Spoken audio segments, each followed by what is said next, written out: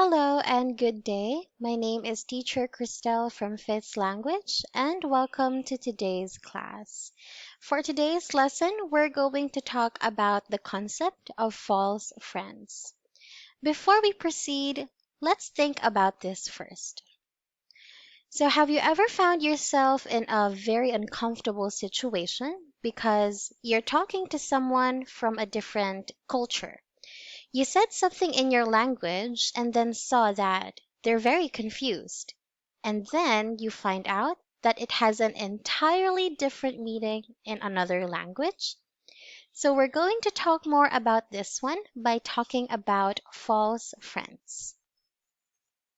So what is false friends in the first place?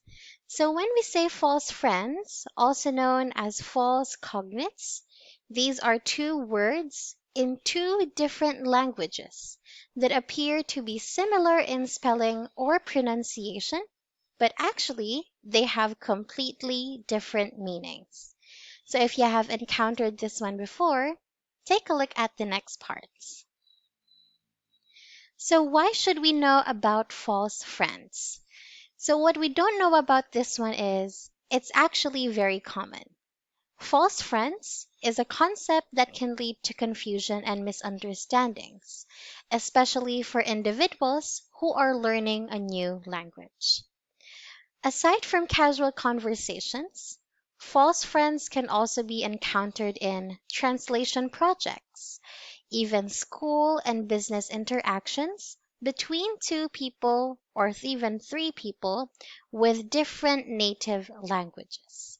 So sometimes they can have misunderstandings or misinterpretations because of false friends. So what are some examples of false friends? So here are two of the common examples of false friends. This is between the language English and Spanish. So for example is the word casualty. This one, casualty in English and casualidad in Spanish. So in English, the meaning of casualty is victim, a victim. But if we translate the Spanish word casualidad, it means coincidence. See? Victim, coincidence. So it's two different words. They only have a similar spelling and similar pronunciation. So for example, if you want to use the word casualty, the English word casualty in a sentence, you can say, there were a lot of casualties in the accident. Aside from this is the word advice in English and aviso in Spanish. So the English word advice means tips or recommendations. But if we translate the word aviso to English, it means warning or notice. Recommendation, warning. Two totally different words with different contexts. So if you want to use the word advice, the English word advice in a sentence, you can say, I asked my parents for advice on what food I should eat. So it's different from notice or warning. It is a recommendation. So how do we avoid these false friends? Here are 4 tips on how we can avoid it. First, of course, is to research. Research before you say it, before you write it in a sentence. Take the time to research and understand the meanings of both words in these languages. You have to be very aware of potential false friends. Next, of course, is to take note of the context of your sentence. What is your actual message?